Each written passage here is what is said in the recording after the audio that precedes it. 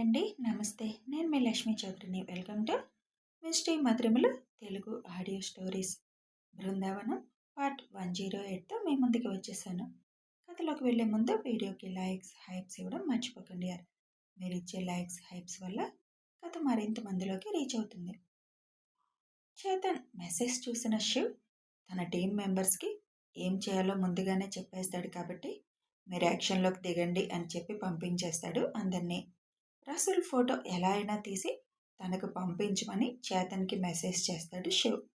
చేతన్ నెమ్మదిగా రూమ్లో నుంచి బయటకు వచ్చేసరికి రసూల్ హాల్లో కూర్చొని ఉంటాడు సోఫాలో. నెమ్మదిగా తన ఫోన్లో నుంచి ఫోటో తీస్తాడు చేతన్. రసూల్ అటు చూసేసరికి ఫోన్ చూసుకుంటున్నట్టుగా చూసుకొని, హాయ్, ఏంటి ఒక్కళ్ళే కూర్చున్నారు అని పలకరిస్తాడు చేతన్. అలా పలకరిస్తూనే ఫోన్లో ఫొటోస్ 2-3 తీసేస్తాడు సైలెంట్గా. వాటిని వెంటనే శివ్ నెంబర్కి సెండ్ చేసి ఫోన్ ఆఫ్ చేసేసి రసూల్ ఎదురుగా వచ్చి కూర్చుంటాడు. మిగతా ఏది ఒక్కరే కూర్చున్నారేంటి, అడిగితే కనీసం సమాధానం కూడా చెప్పట్లేదేంటి బాస్ అని నవ్వుతూ అడుగుతాడు చేతన్. అయినా కూడా ఏం సమాధానం చెప్పకుండా ఫోన్లో తలదూరుస్తాడు రసూల్. బాగా తల పొగరుందిరా మీకు, వెళ్తున్నావుగా వెళ్ళు, మొత్తం దించేస్తాడు, ఇంత కూడా మిగలదు ఒంట్లో కొవ్వు నీకు, నీకోసం నీ యముడు రెడీగా ఉన్నాడు, బహుశా నిన్ను చూడటం మాకు ఇదే ఆఖరిసారి అవుతుందేమో అని మనసులో అనుకుంటూ అక్కడి నుంచి లేచి వెళ్ళిపోతాడు చేతన్. చేతన్ పంపించిన ఫోటోలు తన టీం మెంబర్స్ అందరికీ సెండ్ చేస్తాడు శివ్. రమేష్ గారు గదిలోకి వెళ్ళిన వెళని పాప, ఏంటి డాడీ నాతో మాట్లాడాలన్నారు, ఇప్పుడు అర్జెంట్ కాకపోతే బయటికి వెళ్ళొచ్చాక మాట్లాడొచ్చా అని అడుగుతుంది. ఇప్పుడేం పనుంది నీకు అని అడుగుతారు రమేష్ గారు. రేవంత్ని కొంచెం బయటికి తీసుకువెళ్ళాలంట, షాపింగ్ ఏదో చేసుకోవాలనుకుంటున్నాడు, తనకి ఊరు కొత్త కదా, అందుకే నేను వెళ్తున్నాను. నువ్వొకటి మర్చిపోయినట్టున్నావు బేబీ, నువ్వు కూడా ఈ ఊరికి కొత్తనే, ఆ విషయం మర్చిపోతున్నట్టున్నావు. అవుననుకో డాడ్, డ్రైవర్ ఎలాగో ఉంటాడు కదా, నేను చెప్పిన ప్లేస్కి అతనే తీసుకెళ్తాడు, కాకపోతే తనకు కంపెనీ ఇవ్వడానికి వెళ్తున్నాను. సరే, తొందరగా వచ్చేయండి, నాకెందుకో నువ్వు అతనితో ఎక్కువ ఫ్రీగా ఉండడం నచ్చడం లేదు, అతని వాలకం చూస్తే మంచివాడిలా అనిపించడం లేదు, అది మాట్లాడదామని నిన్ను రమ్మన్నాను. అతని పని ఏదో తొందరగా చూసుకొని వెళ్ళిపోమని చెప్పు, ఈ ఇంట్లో ఉండడం కూడా నాకు నచ్చడం లేదు, అతని చూపు చూస్తే ఏదో తేడాగా ఉంది నాకు, అలాంటి వాళ్ళకి ఎంత దూరంగా ఉంటే అంత మంచిది బేబీ అని కావాలనే అంటారు రమేష్ గారు. తొక్కలే, నన్ను చూస్తే నీ కూతురులాగా అనిపించానా, మా పని అయిపోగానే మీకు నీ కూతురికి కూడా ఈ భూమి మీద నూకలు చెల్లిపోతాయి, నీ కూతురుగా ఈ ఆస్తినంతా నేను అనుభవిస్తాను, నీ కూతురు ఎక్కడుందో ఇప్పుడు అక్కడే సమాధి అయిపోతుంది, నువ్వు ఇక్కడ చేస్తావు నా చేతిలో అని అనుకుంటూ, నువ్వు అనుకున్నట్టేం కాదు డాడీ, అతను అలా అనిపిస్తాడు కానీ చాలా మంచివాడు, 2 రోజులు చూస్తే నీకే అర్థమవుతుందిలే, అయినా 1 వారం ఉండి వెళ్ళిపోతాడు, నీకేం ప్రాబ్లం రాదులే, మేము వెళ్ళొస్తాం అని చెప్పి బయటకు వచ్చేస్తుంది. పాప బయటికి రాగానే, ఏంటి ఇంత ఆలస్యం అని విసుగ్గా అడుగుతాడు రసూల్. నువ్వెందుకు అంత విసుగ్గా ఉన్నావు, వాడొచ్చి నువ్వు అక్కడివే కూర్చున్నావేంటి అని ప్రశ్నలు వేస్తున్నాడు. ఎవరు వాడు? అదే నీకు కాబోయేవాడు, ఎక్కువ మాట్లాడితే ఇప్పుడు నిన్ను షూట్ చేసి పడేస్తా, వాడిని నాకు కాబోయే మొగుడంటే, చేసుకుంటే ఆ శివాంశం చేసుకుంటాను కానీ వీడిని ఎందుకు చేసుకుంటాను. ఇంతకీ నువ్వెందుకు ఇంత లేటుగా వచ్చావు, బయటికి వెళ్తున్నా అని చెప్పి రావడానికి కూడా ఇంత లేట్ చేయాలా. అప్పటికే ఇద్దరు బయటకు వచ్చి బుక్ చేసిన క్యాబ్లోకి ఎక్కుతారు. వీళ్ళిద్దరూ ఉర్దూలో మాట్లాడుకోవడం స్టార్ట్ చేస్తారు. క్యాబ్ డ్రైవర్కి వాళ్ళు మాట్లాడుకునేది అర్థం కాకుండా, ఆ ముసలోడు బుర్ర తింటుంటే మరేం చేయను, నీ మీద అనుమానం వచ్చింది, ఆయనకి నీ చూపు అస్సలు నచ్చడం లేదంట, కొద్దిగా మంచిగా చూడొచ్చుగా, ఎప్పుడు అంత సీరియస్గా పెట్టకపోతే అని అడుగుతుంది విలని పాప. వాడికి ఇప్పుడు నేను నచ్చకపోతే వచ్చిన నష్టమేముందిలే, కానీ నువ్వేంటి శివాంశ్ మీద నిజంగానే ఇష్టం ఏర్పరచుకుంటున్నావా, బాస్కి తెలిస్తే ఇంకేమైనా ఉందా, అతనితో సంబంధం పెట్టుకొని ఇప్పుడు ఇతని మీద మనసు పడ్డావేంటి. బాస్తో ఉంది ఓన్లీ ఫిజికల్ రిలేషన్ మాత్రమే కదా, కానీ శివాంష్కి భార్యగా సెటిల్ అవ్వాలని ఉంది. అలాంటి జరగని కోరికల మీద ఆశ పెట్టుకుంటే పని మీద కాన్సంట్రేషన్ తగ్గుతుంది అంటాడు రసూల్. అతని భార్యను మనం వేసేశాక రమేష్ కూతురుగా ఎందుకు అతనికి దగ్గర అవ్వలేను? అవ్వచ్చు. అసలు ఎందుకు అతని దగ్గరకు రానిస్తాడు? ఆల్రెడీ చూసావు కదా. రమేష్ కూతురుగానే కాదు, అసలు ఒక ఆడపిల్లగా కూడా నిన్ను చూడట్లేదు అతను. అలాంటివాడు నిన్ను పెళ్లి వరకు రానిస్తాడా? కలలు కనకు. కలలైతే బాగానే కంటున్నాను. మన పని అయిపోగానే ఎలాగో అమ్మాయిని అక్కడ చంపేస్తారు కదా, మన విషయం బయటికి రాకుండా ఉండడానికి. ఇక్కడ ఈ ముసలోడిని కూడా ఏదో ఒక ప్లాన్ చేసి లేపేస్తే అతని కూతురుగా ఈ ఆస్తి మొత్తం నాకే వర్తిస్తుంది. మీకు కూడా షేర్ ఇస్తానులే, కంగారు పడకండి అని అంటుంది నవ్వుతూ. బాస్కి కూడా తెలుసు కదా ఆ అమ్మాయిలాగే శివ్ ఇష్టపడుతున్నట్టు నటిస్తున్నానని. కానీ నేను నిజంగానే ఇష్టపడుతున్నానని ఆయనకు కూడా అర్థమైంది.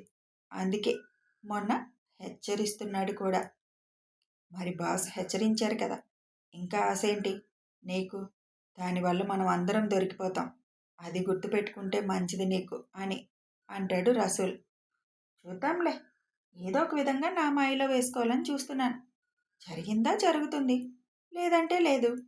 అప్పటి వరకు నా ప్రయత్నం అయితే చేస్తాను. ఎవరి పిచ్చాలకు ఆనందం.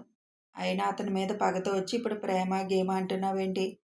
మా అన్నయ్యని చంపాడన్న కోపం అయితే ఉంది, కానీ ఇప్పుడు అతన్ని చూడగానే ఆ కోపం మాయమైపోయింది నాకు. దీన్నే పిచ్చి అంటారు అని అంటాడు రసూల్. శివ్ టీం మెంబర్స్ అంతా వాటర్ వరల్డ్కి వచ్చేస్తారు. శివ్ మాత్రం వాళ్ళున్న ప్లేస్లోనే ఉండి వాళ్ళకి ఇన్స్ట్రక్షన్స్ ఇస్తూ ఉంటాడు. ఒక అరగంటకి ఇద్దరు వాటర్ వరల్డ్కి వస్తారు. వాళ్ళు అక్కడ అడుగు పెట్టిన క్షణం నుంచి ఎలర్ట్ అవుతారు టీం మెంబర్స్. ఫేక్ పాపకు తెలియకుండా రసూల్ని మాయం చేయాలి అక్కడి నుంచి. అందుకే చాలా జాగ్రత్తగా హ్యాండిల్ చేయాలని శివ్ చెప్పడంతో ప్రతి క్షణం వారిని ఫాలో అవుతూనే ఉన్నారు. విలని పాప శివ్ కోసం మాత్రమే వెతుకుతుంటే రసూల్ కళ్ళు మాత్రం పిల్లలు ఎక్కడున్నారా అని వెతకడం మొదలు పెడతాయి. ఇంటి దగ్గర నుంచి ఫాలో అవుతూ వస్తున్న టీం మెంబర్స్ ఇద్దరు కూడా వాళ్ళతో పాటే లోపలికి కూడా వెళ్తారు. శివ్ రసూల్ ఫోటో చూస్తూ, ఎవర్రా మీరు? ఎక్కడ మిమ్మల్ని అందరినీ నేను మిస్ అయ్యాను? నేను ఇన్వెస్టిగేషన్ చేసిన ప్రతి కేసుకు సంబంధించిన ఫ్యామిలీ మెంబర్స్ ఫొటోస్ అన్నీ నేను కలెక్ట్ చేసేవాడిని.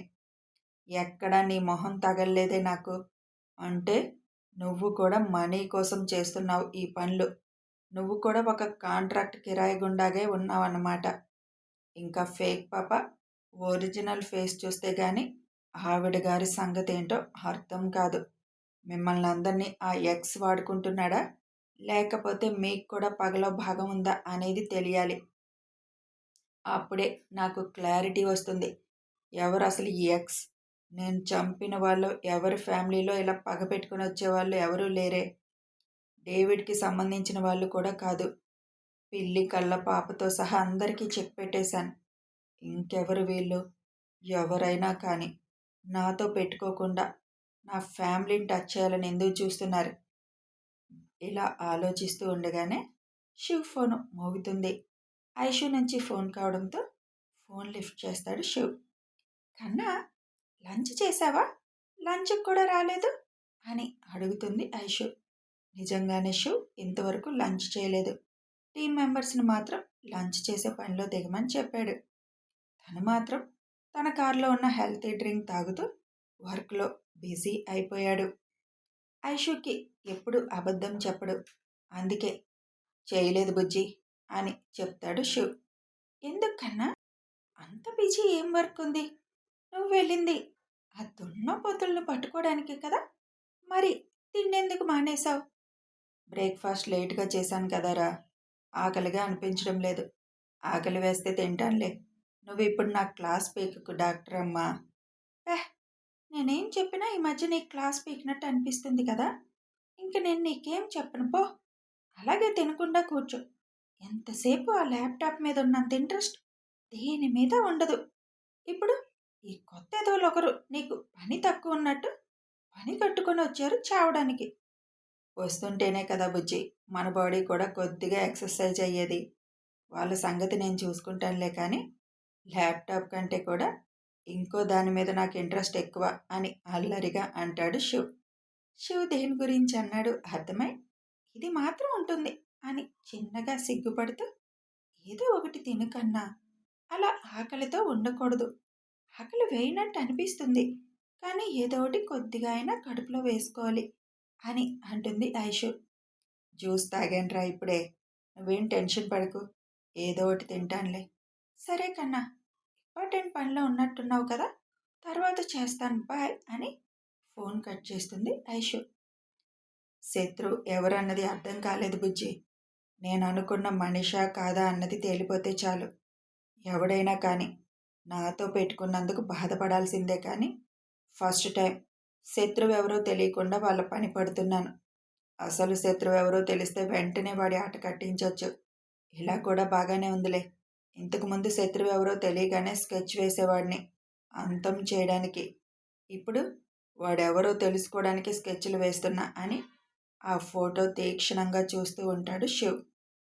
వీడు కూడా ముస్లిం అని నాకు ఎక్కడా అనిపించడం లేదు అని వెంటనే ఆ ఫోటోని ఒకరికి సెండ్ చేసి నాకు క్రిమినల్స్ లిస్టులో వీడు ఎక్కడున్నాడు, వీడి చరిత్ర ఏంటి మొత్తం 4 గంటల్లో తెలియాలని చెప్పి ఫోన్ కట్ చేస్తాడు శివ్. వీళ్ళందరూ పేర్లు మార్చుకుని ఎందుకు వస్తున్నారు అసలు? మత కల్లోలాలు సృష్టించాలి అనా? శివ్ ఇలా ఆలోచనలో ఉండగానే వాళ్ళు వచ్చేసారని మెసేజ్ వస్తుంది. వెంటనే వాళ్ళకి ఎలా ఫాలో అవ్వాలో వాళ్ళని చెప్పి ఎట్టి పరిస్థితుల్లో ఆ రసూల్ మన చేతుల్లోకి వచ్చేయాలి. అది ఆ అమ్మాయికి అనుమానం రాకుండా. మన వల్ల మిస్ అయ్యాడన్న అనుమానం అస్సలు అమ్మాయికి రాకూడదని చెప్తాడు శివ్.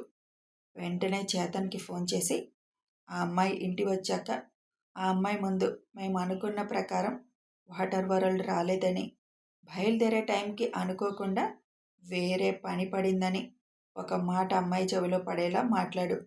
ఇప్పుడు ఆ అమ్మాయి ఇంట్లో లేదు. తను ఇక్కడి నుంచి బయలుదేరే వరకు నీకు ఫ్రీ టైమే దొరుకుతుంది. కాబట్టి తన రూమ్ సెట్ చేయడం మొదలుపెట్టు. తన ఒరిజినల్ ఫోటో దొరుకుతుందేమో చూడు. లేదా ఏమైనా మనకు కావాల్సిన ఇన్ఫర్మేషన్ దొరుకుతుందా అన్నది చూడు అని చెబుతాడు శివ్. ఆల్రెడీ చూద్దామని వెళ్ళాను సార్. కానీ లాక్ చేసుకొని వెళ్ళింది రూమ్కి. ఆ రూమ్ స్పేర్ కీ కోసం చూస్తున్నాను. మొన్నటిదాకా వాచ్మెన్ దగ్గర స్పేర్ కీస్ అన్నీ ఉండేవంట. ఎక్కడ పెట్టానో గుర్తులేదు అంటున్నాడు. వెతుకుతున్నాడు. అది దొరకగానే నేను ముందు అదే పని చేస్తాను అని అంటాడు చేతన్. ఓకే, ఏ సంగతి నాకు ఇన్ఫర్మేషన్ ఇవ్వు. ఆ అమ్మాయి ఇక్కడ బయలుదేరగానే నీకు మెసేజ్ వస్తుంది. నువ్వు అలర్ట్ అవ్వచ్చు అని ఫోన్ కట్ చేస్తాడు. ఇలాంటి చచ్చు తెలివితేటలు బాగానే ఉన్నాయి. రూమ్ లాక్ చేసిందంటే కంపల్సరీ ఏదో ఇన్ఫర్మేషన్ ఉండే ఉంటుంది. టీం మెంబర్స్ని ఎప్పటికప్పుడు ఫాలో అవుతూ వాళ్ళకి ఇన్స్ట్రక్షన్స్ ఇస్తూ ఉంటాడు శివ్. కీ దొరికింది వెళ్తున్నాను అని చేతన్ మెసేజ్ పెడతాడు. ఓకే అని తిరిగి రిప్లై ఇస్తాడు శివ్. వాటర్ వరల్డ్ మొత్తం రౌండ్ వేస్తారు రసూల్, వెలని పాప.